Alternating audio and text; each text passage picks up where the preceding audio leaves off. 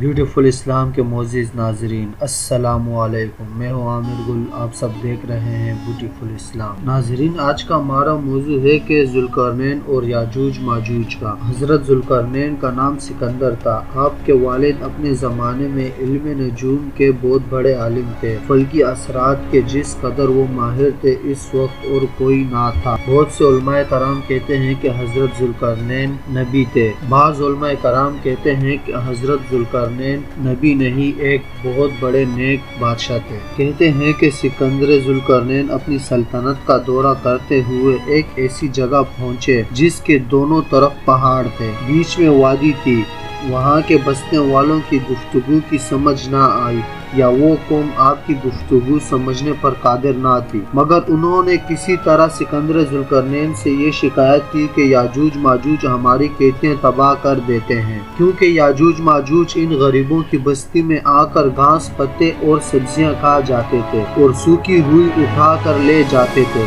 بقول بعض یاجوج ماجوج آ کر انسانوں کو کھا جاتے تھے۔ اس قوم نے آپ سے عرض کیا کہ ہم آپ کے لیے چندہ جمع کر دیتے ہیں، آپ ہمارے اور ان یاجوج ماجوج کے درمیان ایک مضبوط دیوار بنوا دیں۔ سکندر ذوالقرنین نے کہا، تمہیں تمہاری دولت مبارک ہو، تم صرف کام کرانے میں میرا تعاون کرو، ساز و سامان ہمارے پاس کافی موجود ہے، خدا نے مجھے بہت کچھ دے رکھا ہے۔ اس کے بعد سکندر نے جا کر دونوں پہاڑوں کے درمیان کے فاصلے کا اندازہ لگایا تو فاصلہ 100 فرسخ کے برابر تھا۔ چنانچہ بنیادیں کھودنے کا حکم دیا اور اتنی گہری بنیادیں کھدوائی کے پانی نکلنے لگا، اور یہ بنیادیں چوڑائی میں 50 فرسخ تک کھودی گئی، اور اس بنیاد کا بھراؤ بڑی بڑی چٹانوں سے کیا گیا، اور اس کا گہرا پگھلے ہوئے تانبے کا بنایا گیا۔ وہ دیوار ایسی تیار ہو گئی گویا زمین کے اندر سے ہی پہاڑ نکلا ہوا ہو۔ دوسرا قول یہ ہے کہ بنیادوں اور دیوار میں پتھر نہیں بلکہ لوہے کے بڑے بڑے ٹکڑے لگائے گئے، پھر ان ٹکڑوں کے درمیان لکڑیاں اور کوئلے بھر دیے گئے، اوپر سے بھٹی جلا دی گئی۔ جب لوہے کے ٹکڑے گرم ہو کر بالکل سرخ ہو گئے تو اس کے اوپر پگھلا ہوا تانبا ڈال دیا گیا، جس سے لوہے کے ٹکڑے ایک دوسرے سے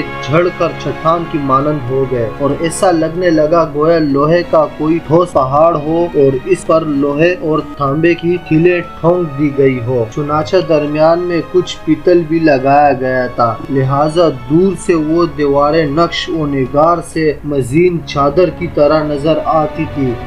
اس کے بعد یاجوج ماجوج اس دیوار کے اتنی ہونے کی وجہ سے نہ تو اس پر چڑھ سکتے تھے اور نہ ہی اس میں سوراخ کر سکتے تھے، چونکہ وہ بہت مضبوط ہے۔ چنانچہ ایک طرف دیوار، دوسری طرف سے سمندر کے درمیان کو قید کر دیا گیا، اور وہ اب تک اسی جگہ قید ہے۔ ان کے خوراک مچھلیاں ہیں جو موسم بہار میں ان پر بارش کی طرح برستی ہے۔ بعض نے مچھلیوں کے بجائے سانپ کہا ہے، وہی مچھلیاں وہ پورے سال کھاتے ہیں، اور ان کی کثیر تعداد کے باوجود انہیں خوراک کی کمی نہیں ہو پاتی۔ یہ اللہ تعالیٰ کی قدرت کا کرشمہ ہے۔